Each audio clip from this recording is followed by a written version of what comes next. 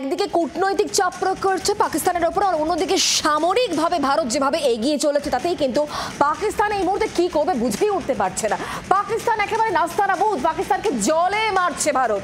চেনাব বা চন্দ্রভাগা নদীতে বাগলিহার বাঁধের লকগেট খুলে দেওয়া হয়েছে। পেহেলগাঁও হামলার পর 1960 সালের সিন্ধু জলবন্টন চুক্তি স্থগিত করে দিয়েছে নয়াদিল্লি। একের পর এক ভারতের যে কড়া পদক্ষেপ তাতেই কিন্তু এই মুহূর্তে পাকিস্তান একেবারে জর্জরিত, দিশেহারা, নাস্তানাবুদ, যা মনে করবেন সেটাই।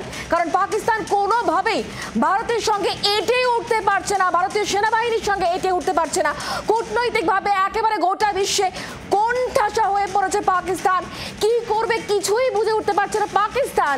যে ন্যারেটিভ সেট করার চেষ্টা করছে সেই ন্যারেটিভ কেউই এই মুহূর্তে মানছে না, আর তাই পাকিস্তান এই মুহূর্তে কিন্তু একেবারে দিশেহারা। আমরা এই সবটা নিয়ে আরো কথা বলবো। আমাদের সঙ্গে আর্য ঘোষ রয়েছেন, নিরাপত্তা বিশেষজ্ঞ।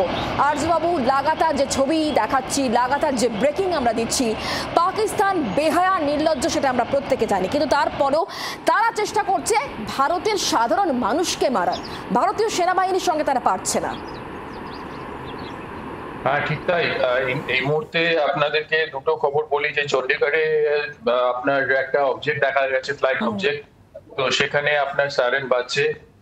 আর SH-15 150mm এটা আপনার হাওয়েজার গান, 150mm শেলের 52 ক্যালিবার, সেইটা দিয়ে পাকিস্তান মারছে এখন রাজৌরিতে।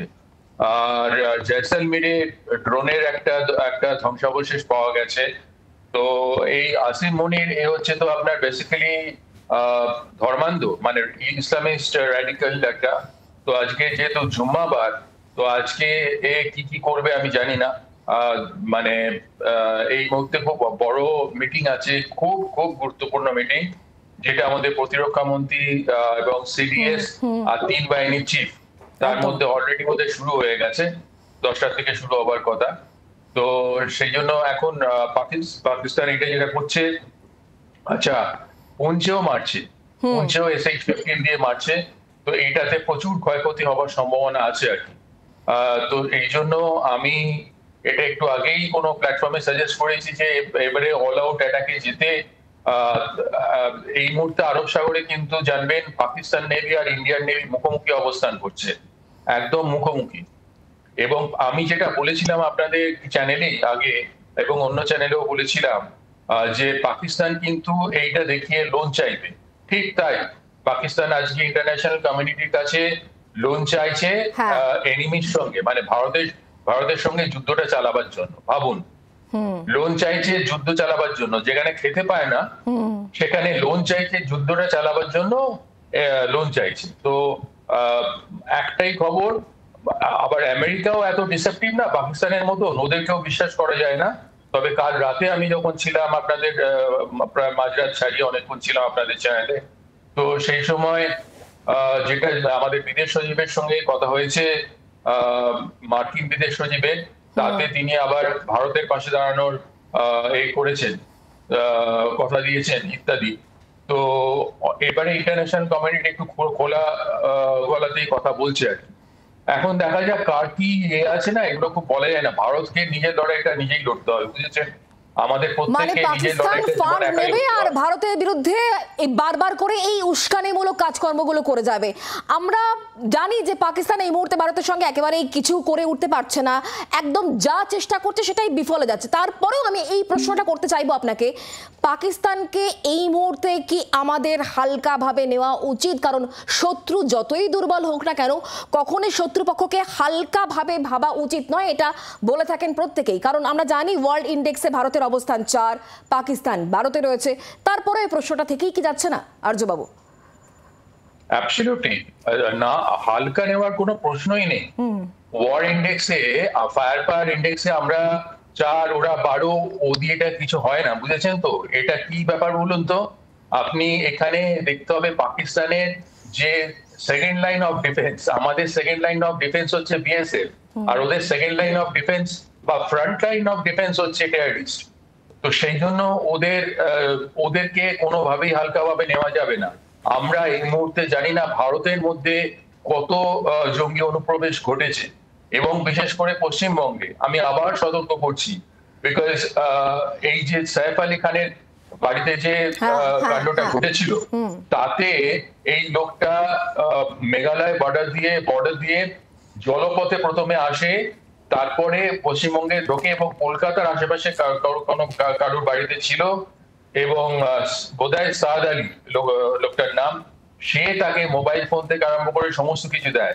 সেখানে প্রায় 1 মাসের মতন বা 2 মাসের মতন ছিল।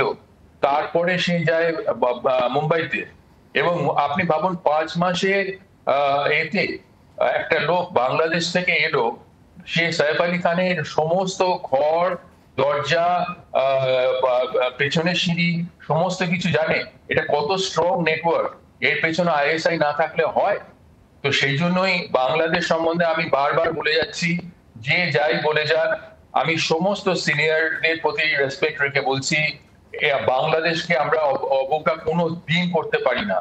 এই ভুল করেছিল, মারাত্মক ভুল করেছিল ইসরায়েল, এবং ইসরায়েল সেই ভুলটা করেছিল বলেই মোসাদের মতন অত বড় দক্ষ ইন্টেলিজেন্স সংস্থা তারা কিন্তু টেরই পায়নি যখন ওই মানে ভারত পাকিস্তানের এই উত্তেজনার আবহে বাংলাদেশে যে একের পর এক লোন অ্যাটাক করবে না, সেইটা ভাবার কোনো জায়গা নেই, সেই নিশ্চিন্তের জায়গায় এই মুহূর্তে ভারত নেই, পশ্চিমবঙ্গ তো নেই, একদম নেই। লোন উইলফ অ্যাটাক হতে পারে, হস্টেজ সিচুয়েশন হতে পারে। আপনি দেখুন, আপনার অফিসের কাছেই আছে নিকো পার্ক, তারপরে আপনার এদিকে আছে চিড়িয়াখানা, তারপরে চিড়িয়াখানা আছে, সেখানে লোক সমাগম হয়।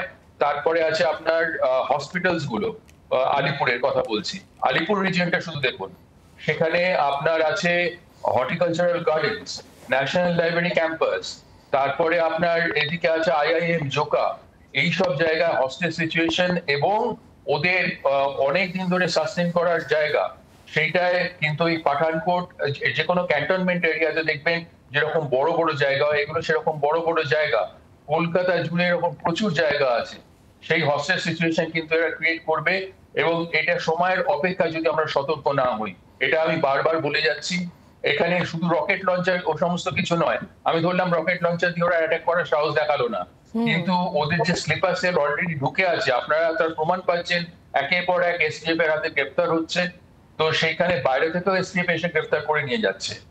আর দ্বিতীয় জিনিস আমি বলবো, যে বাদুতি যে এনএসজি হাব আছে, তার সঙ্গে বেহালা এয়ারপোর্টে একটা এনএসজি হাব করতে, মালদহ, মুর্শিদাবাদ এবং শিলিগুড়ি, এই 5টা জায়গায় এনএসজি হাব করতে এবং হেলিকপ্টার সার্ভিস চালাতে। বাংলার আওয়াজ, বাঙালির আবেগ, জি 24 ঘন্টা।